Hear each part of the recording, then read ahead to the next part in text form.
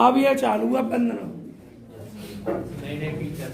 देखिए आपका मेथड चल रहा था chapter method, BSc second year आपकी क्लास और एक्सरसाइज 8.4 चैप्टर का नाम है partial differential equation. Partial differential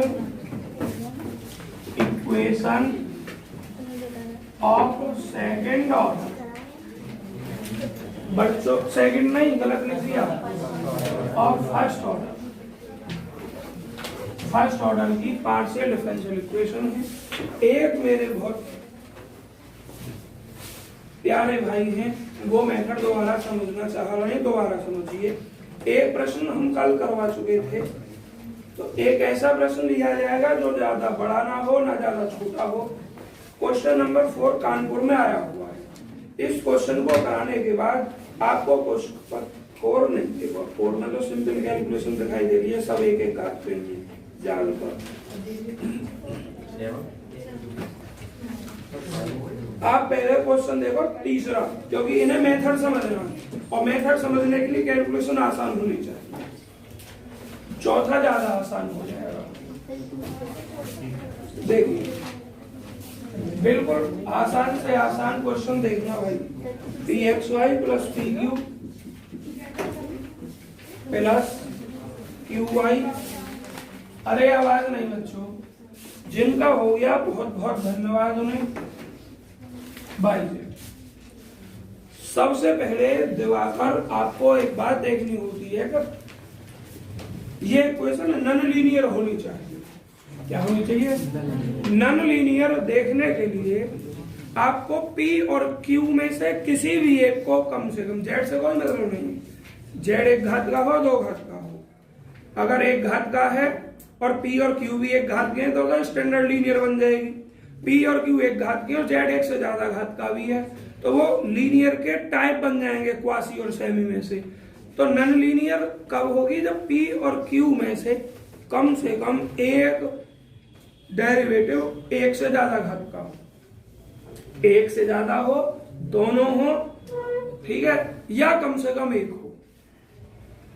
check करिए, देखो P एक घात का है या Q एक घात का है या Q एक घात का है, देखने में लीनियर लग रहा है, लेकिन अगर आप इस टर्म को देखेंगे तो इस टोटल टर्म की डिग्री क्या हो जाएगी? 2 हो जाएगी। और क्या कह रहा है? Partial differential equation of first order.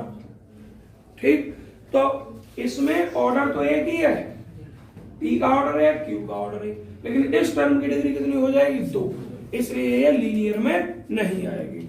Exercise 1 में भी इस प्रकार का सवाल था, एक बालक ने शायद तुषार ने डिस्कशन किया था इस बात पर, क्योंकि वो कह रहे सर इसकी भी एक डिग्री इसकी भी एक डिग्री, लेकिन टोटल टर्म की डिग्री नहीं देख रहे थे। हमें टोटल टर्म की डिग्री देखनी होती है। क्या देखनी होती है? टोटल टर्म की डिग्री। आशीष ऑनलाइन पढ़ रहे थे 2-3 दिन। टोटल टर्म की डिग्री यहाँ कितनी है? 2। P और Q की जब सब एक एक हो तो फिर देखना है कहीं टर्म की तो 2 ना है। देखो P की एक, यहाँ भी एक, यहाँ भी एक, सब जगह, लेकिन इस टर्म की डिग्री 2, इसलिए लीनियर नहीं होगा, नॉन लीनियर होगा।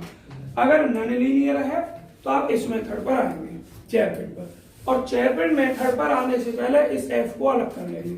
F के लिए सभी आपके लेफ्ट हैंड में होने चाहिए।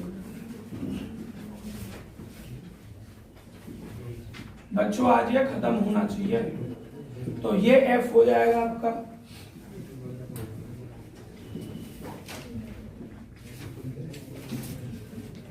देखिए ये गिवन इक्वेशन 1 मानो इसको।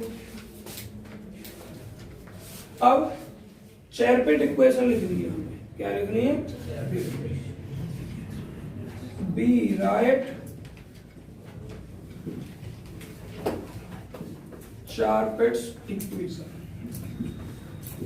तो बच्चों चैरपेट इक्वेशन में हम क्या लिखते हैं?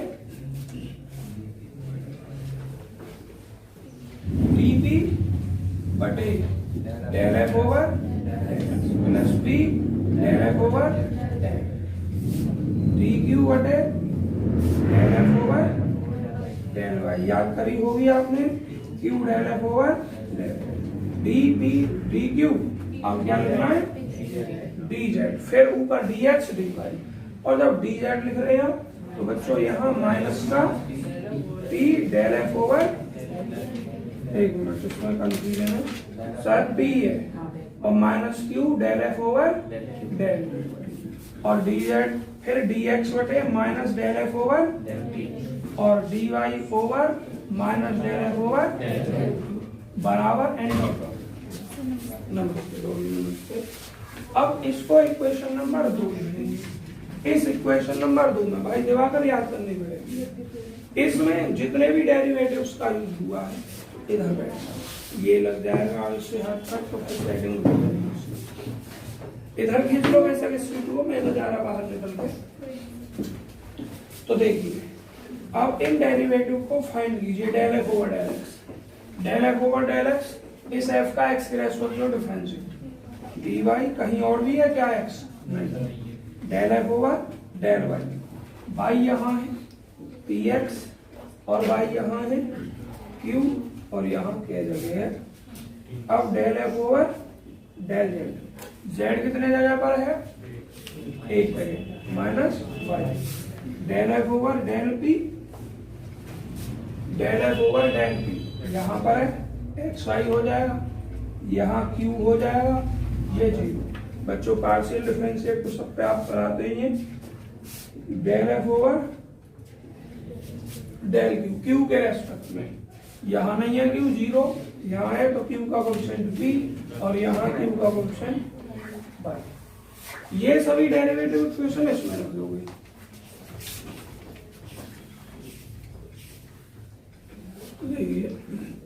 Putting the values of all derivatives, बच्चों आवाज नहीं, सभी डेरिवेटिव्स की वैल्यू रखने पर किसमें, इन इक्वेशन नंबर 2 में बी गेट हम प्राप्त करते हैं, क्या प्राप्त करते हैं, D B over del F over del X, देखिएगा कितना पी वाई है, प्लस ये P del F over del Z कहाँ देखना, माइनस का वाई है तो माइनस यहाँ प्लस माइनस माइनस हो गया, नया समझ तुम्हारा वैल्यू रखी बस मैंने तो उठा के डी क्यू, देखिए del F over del Y की ये वैल्यू है P x plus Q minus Z. Method तो तुम्हारे समझ में आ जाएगा इस सवाल के बाद, फिर तुम्हें परेशान करेगी कैलकुलेशन। बस कैलकुलेशन इस चैप्टर की करने के लिए आपको इंटीग्रल समस्त प्रकार का आना चाहिए। और अभी क्या रह गया, ये क्यू प्लस में, क्योंकि ये तो वैल्यू रखी है अभी del F over del y, और del F over del z क्या है, माइनस वाई, कितना माइनस वाई, और is equal to d z बटे minus p del F over del p, कहाँ है देखना, ये है एक्स वाई प्लस कितना क्यू, और बच्चों माइनस क्यू और del F over del q p plus y,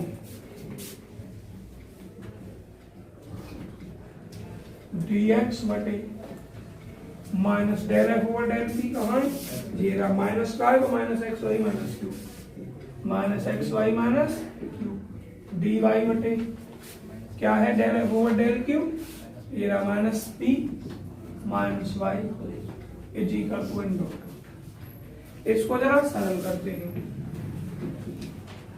D p बटे 0 डी क्यू बटे कुछ कटेगा क्या, कुछ नहीं, p x plus Q minus z minus q y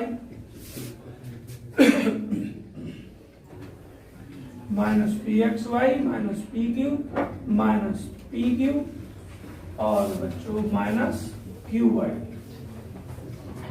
d x बटे minus x Y minus q और डी वाई बटे माइनस पी माइनस।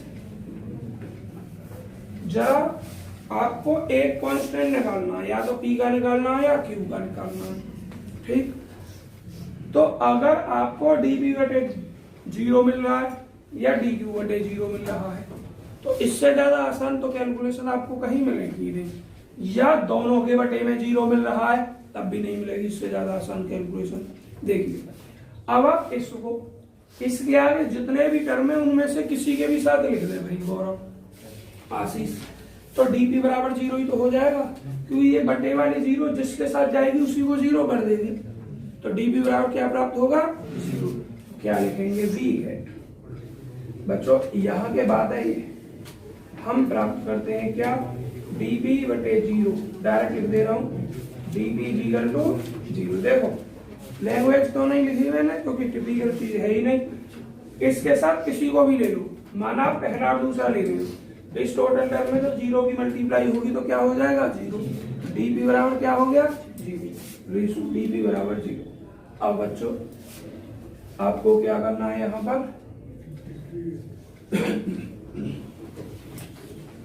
अब लिखोगे इसका इंटीग्रेट करने पर, इंटीग्रेटिंग, जब इंटीग्रेट करोगे तो कितना हो जाएगा आपका, p बराबर a लिखो, c1 लिखो, b लिखो, जो भी आपको लिखना है वो लिखो, दूसरा कॉन्स्टेंट निकालो, p की सेपरेट वैल्यू निकल गई, p की सेपरेट निकला है या बिना सेपरेट निकला है, q के टर्म में निकले, उस वैल्यू को गिवन इक्वेशन में रखेंगे। नाउ पुटिंग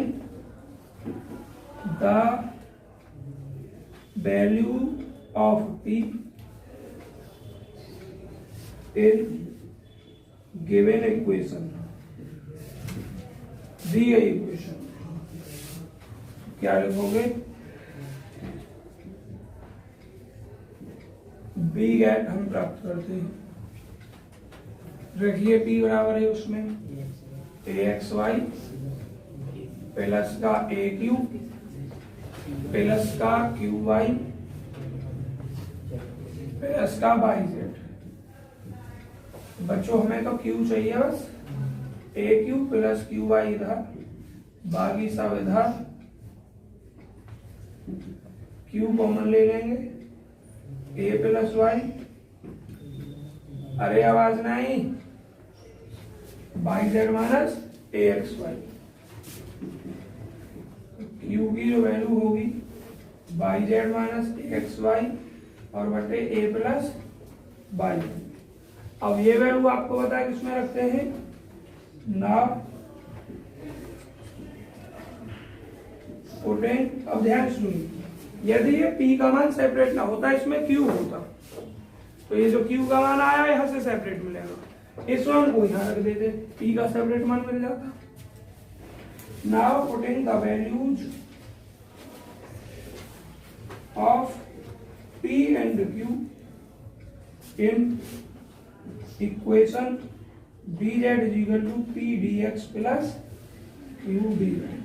इतना उतारिए बच्चों बहुत जल्दी, देखिए हाँ चलो ठीक, कोई एक सेंड कर देंगे वापस, चलो देखिए आप, अब कोई नहीं,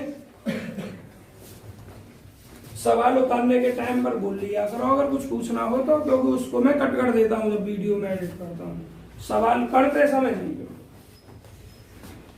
अब हमें यहाँ क्या करना है, ये हमने लैंग्वेज लिख दी है, तो dz इज इक्वल टू, बच्चों जरा p की वैल्यू बताएं क्या आई थी, ai थी adx प्लस q की वैल्यू क्या है, yz माइनस axy और बटे a प्लस y, और इनटू में क्या है, जरा देखना dz इज इक्वल टू, इसमें से कुछ कॉमन होगा क्या, y कॉमन होगा तो z माइनस ax हो जाएगा, a प्लस y और dy, यहाँ x है, चलिए कोई नहीं, इसको इधर ट्रांसफर कर लो, dz माइनस a dx, इधर क्या बचेगा, y z माइनस ax बटे a plus Y into dy। बच्चों यहाँ dy है, इधर बस y का ही टर्म रखो, जो एक्स्ट्रा दूसरी साइड में ले आओ, एक्स्ट्रा z माइनस ax है, इधर आवश्यकता भी है z माइनस तो जेड ऑफ एक्स को इधर डी जेड और डी एक्स से ले आओ, D Z minus A D X, बच्चों आवाज नहीं भाई, Z minus A X is equal to Y बटे ए प्लस वाई। हमें इंटीग्रेट इधर भी करना है और इधर भी, इधर का इंटीग्रेट अभी होगा ही नहीं, क्यों? क्योंकि दोनों की पावर सेम है, न्यूमरेटर डिनोमिनेटर अंश और हर की पावर अंश में अर्थात न्यूमरेटर में कम होनी चाहिए। उसके लिए नियम है या तो भाग देना, या अगर तुम जानते हो तो कुछ जोड़कर कुछ घटाकर। ए जोड़ दिया मैंने और ए मैंने घटा दिया।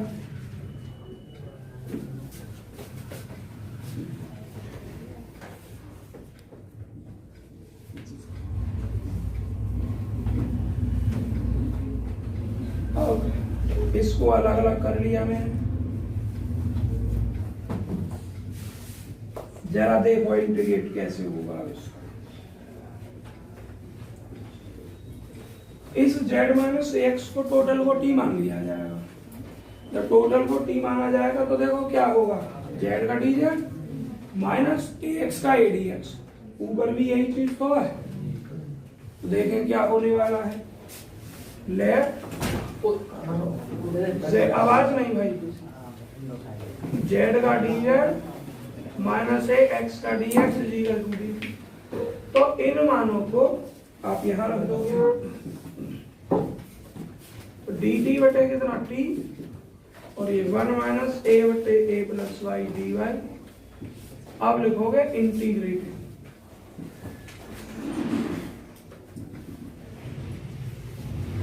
डी टी बटे टी और 1 माइनस ए बटे A plus y D Y. इसका मेरे भाई और बहन लॉग टी, इसका देखो 1 का बाई रेज़ टू बाई, और इसका log A plus by direct लिख दिया मैंने, और प्लस कोई कांस्टेंट दूसरा। ठीक, आपको किसका मान चाहिए होता है, जेड का, यहां से जेड का मान निकल आएगा आपका, प्लस सी, पहले क्या माना था कांस्टेंट ए, अब क्या बी मान। टी की वैल्यू जरा देख कर रख दें क्या है, टी की value z minus T x. अब एक बात का ध्यान रखें, आप यहाँ कांस्टेंट भी जोड़ सकते हैं, और नियम तो यही कहता है कि कांस्टेंट तो जोड़ना ही है। मैं कुछ और बोल रहा हूँ, नियम ये कहता है कि जिस टाइप के टर्मों का रिपीटेशन हो उस टाइप में कांस्टेंट ऐड करना चाहिए। तो ज्यादा टर्म लॉग के हैं, तो नियम के अकॉर्डिंग तो आपको लॉग में जोड़ना चाहिए कांस्टेंट। अगर आप लॉग में नहीं भी जोड़ते हैं तो भी कोई प्रॉब्लम नहीं, कांस्टेंट के ऊपर आपका सवाल कोई गलत नहीं करता है। तो हमने सिंपल जोड़ दिया भी, by minus A log A plus by, और ये आपका क्या हो जाएगा बच्चों, बी। तो देखिए लॉग लॉग वालों को एक तरफ बुलाएंगे, तो यहाँ पर एक हाथ पहुंचानी पड़ेगी, फिर लॉग एम बटे लॉग एन या लॉग एम एन का हो जाएगा।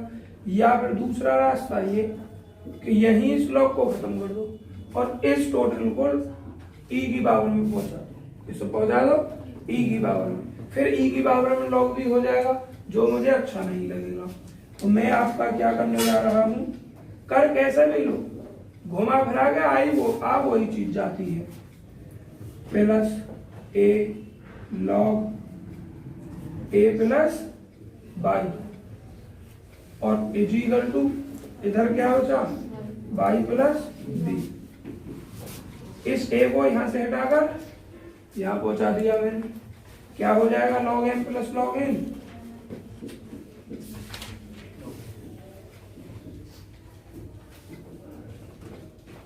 अब देखो इस लॉग को हटा रहे हैं हम यहां से, ई की पावर वाई प्लस बी हो जाएगा। अब हमें वैल्यू बस जेड की बतानी है, जरूर ना कि हम जेड की वैल्यू लिखें अलग निकाल गए, खाली यहीं से लिख सकते हैं, यहाँ से हम आंसर प्राप्त कर सकते हैं, या दिस इज द सॉल्यूशन।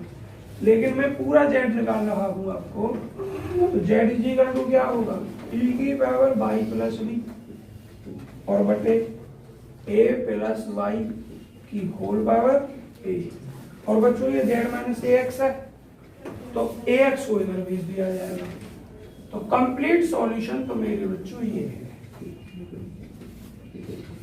तो जब डिपेंडेंट वेरिएबल z है तो आपको z का मान निकालना है, z का मान निकालना। अब इसको किसी भी तरीके से तोड़ मरोड़ दो, एलसीएम ले लो इसको अलग अलग e की घात बाई इंटू e की घात b करके लिख दो। कितना लिख दो है, इतना ही छोड़ दो।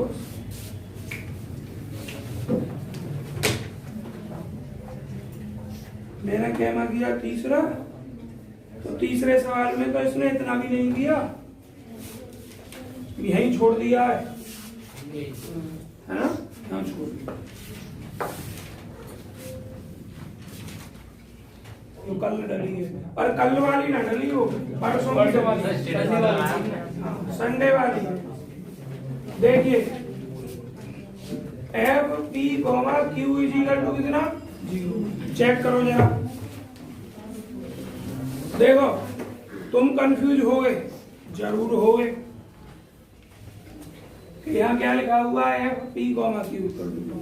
देखने में लग रहा पी की घात है क्यू की घात है, सवाल तो लीनियर का हो गया। लेकिन इसका मतलब ये ना है, इसका मतलब सिर्फ ये कि एफ एक फंक्शन है, किस किस का है, पी और क्यू का। अब वो पी और क्यू एक घात की हो, दो घात की हो, कितनी भी घात की हो, इसका मतलब सिर्फ ये होता है। और चूंकि पी और क्यू है बस एक्स वाई जेड इसमें 0 है। क्या एक्स वाई जेड 0, क्योंकि फंक्शन को मैंने पहले दिन जो पढ़ाया था वो ऐसा लिखवाया था। इसका मतलब क्या है, एफ फंक्शन है किसका, X Y Z P Q का। अब इसमें से जो भी चीज हटा दूंगी वही टर्म नहीं होगा, एफ में 0 होगा वो टर्म। अगर इसमें बाई हटा दिया तो केवल जेड पी क्यू का, और जेड भी हटा दिया तो केवल किसका, पी और क्यू का, जो ये कंडीशन। चलिए साहब, अब इसमें तुम ये कह सकते हो, प्रश्न कर सकते हो कि सर जी हम क्यों माने 2 घात का, इसको 3 घात का, हम 1 घात का मान लें। तो बच्चों कोई भी थ्योरम प्रूफ जब ही होती है तो उसके लिए सभी कंडीशन सेटिस्फाई होती है। लीनियर जब ही मानना है आपको जब स्टैंडर्ड रूप में कह दे इसको कि जहां पी और क्यू 1 डिग्री का। अगर नहीं कह रहा है तो वो किसी भी ऑर्डर की हो सकती है, किसी भी डिग्री की हो सकती है, इसलिए इसको लीनियर नहीं माना जाए। बच्चों अब यहाँ नियम क्या है, नियम वही एफ आपका ये है। सबसे पहले आप क्या लिखेंगे, चेरपिट इक्वेशन, चेरपिट्स इक्वेशन इज। बच्चों चेरपिट इक्वेशन आप क्या लिखते हैं, सबसे पहले आप लिखते हैं डी पी बटे del F over del x plus p del F over del z. D q लिखते हैं del F over del y plus q del, भाई आवाज नहीं,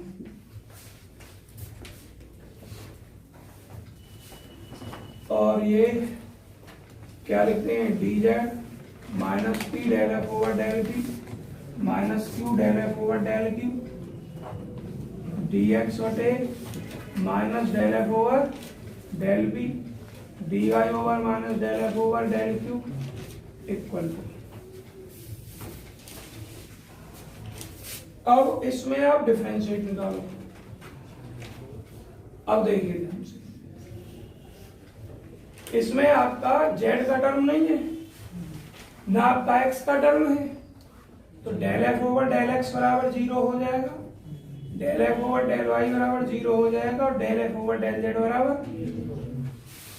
अब हम p का कैसे निकालें भाई, हमें तो पता ही ना है p क्या घात का है कितने घात का, बस ये पता है कि p और q का टर्म उसको निकालिए, क्योंकि अगर ये सब 0 हो रहे हैं तो इनकी जरूरत ही ना पड़ेगी, सब भी ये भी खत्म हो जाएंगे नीचे से। तो देखिए देन तब dp बटे क्या है 0, dz क्या है 0, 0 हो गया, dq बटे ये 0 ये 0, आगे निकालने की कोई जरूरत ही नहीं है। अगर ये दोनों 0 हो जाते हैं, बटे में दोनों क्या हो जाते हैं 0 हो जाते हैं, तो आगे निकालने की कोई आवश्यकता नहीं।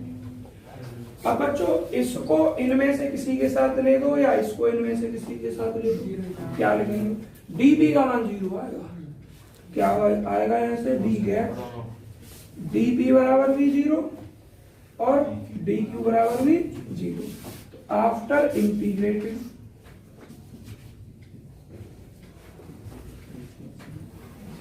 इंटीग्रेट करने के बाद बी गेट, देखो P बराबर है और Q बराबर B। P को एक कांस्टेंट मान लिया, मतलब इंटीग्रेट करेंगे dP का P, 0 का कोई कांस्टेंट, P बराबर है या Q बराबर B। अब बच्चों हमारा क्या काम होता है, P और Q के मान निकालना होता है, हमें P और Q की वैल्यू फाइंड करनी है। P और Q की वैल्यू हमें ऑलरेडी मिल गई, समझ में आया। जब P और Q की वैल्यू हमें मिल गई तो हम इन वैल्यूज को कहाँ रखते हैं, नाउ पुटिंग वैल्यू ऑफ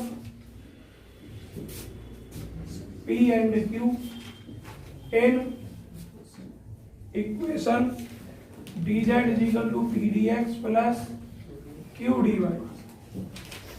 बच्चों dz is equal to P की वैल्यू A dx, B की Q की वैल्यू B dy। इंटीग्रेट करेंगे तो z is equal to ax plus by plus कोई दूसरा कांस्टेंट c लिखूंगा। आंसर यहाँ भी छोड़ सकते हैं आप।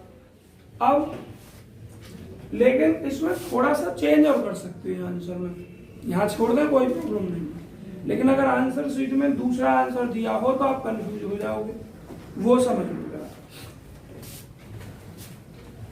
अगर हम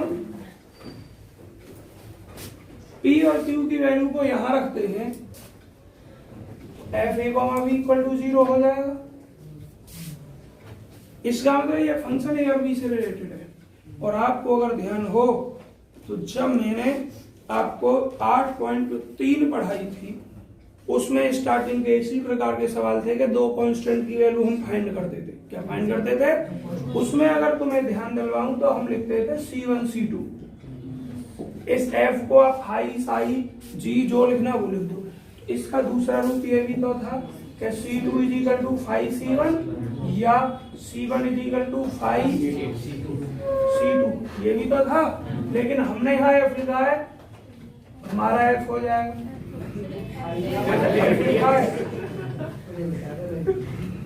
हो जाता है भाई, देखिए f हो जाएगा।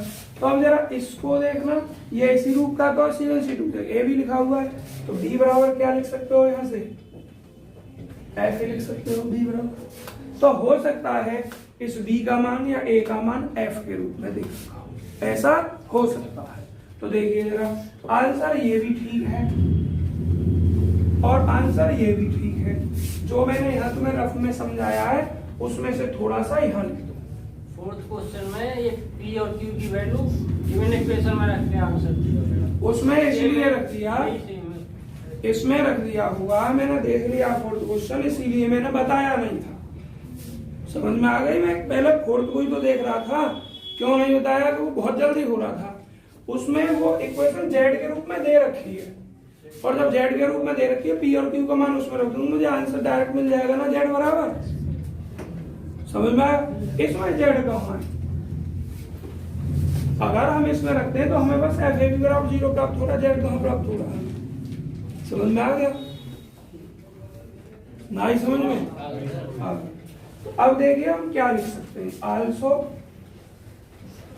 बी हैव, हम ये भी रख सकते हैं f a b equal to 0। Language इतनी लिखने की जरूरत ना, बड़ी क्लास में आपका इतने का मान इसमें ऐसे रखने का। तो यहाँ से b इक्वल टू हम f a प्राप्त कर सकते हैं, implies z equal to ax plus f a into y plus c। आपका आंसर ये भी हो सकता है, ये भी हो सकता है। आप बहुत जल्दी उतारेंगे, और अगर उतार लेंगे जल्दी तो कोई आवाज नहीं करेगा। मैं 2 मिनट में अभी आ रहा हूँ। डिस्कशन पर ध्यान से सुनो, ध्यान से बच्चों। जब ऑलवेज कोई भी आपके मन में ये शंका ना रहे कि इसकी डिग्री 1 से ज्यादा भी हो सकती है, आप हमेशा कंफर्म हो कि इसकी डिग्री 1 ही होगी, तभी मानेंगे। यहाँ क्या कंफर्म है? यहाँ मान सकते हैं कि 1 भी ले लें हम, लेकिन हमेशा कंफर्म थोड़ी है कि 1 ही रहेगी, 1 से बड़ी भी तो हो सकती है।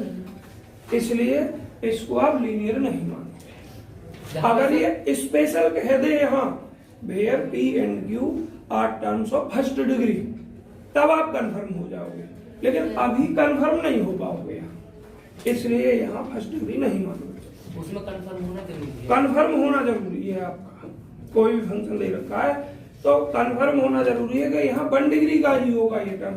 अगर आप कंफर्म नहीं है तो आप उसको लीनियर नहीं मानोगे। ये समझो ऑलवेज वाली कंडीशन।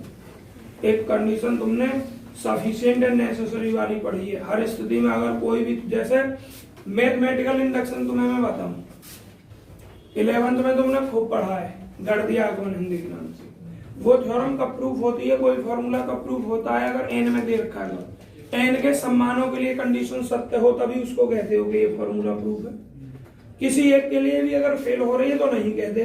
तो यहाँ तो बस n बराबर 1 लेकर ही लीनियर बैठेगी बस, बाकी k ले लें या k+1 ले लें तो लीनियर नहीं बैठेगा। तो कोई भी थ्योरम टाइप की जो भी होती है उसको सही जब ही मानते हैं जब हर केस में सही हो। क्लियर हो गया डाउट?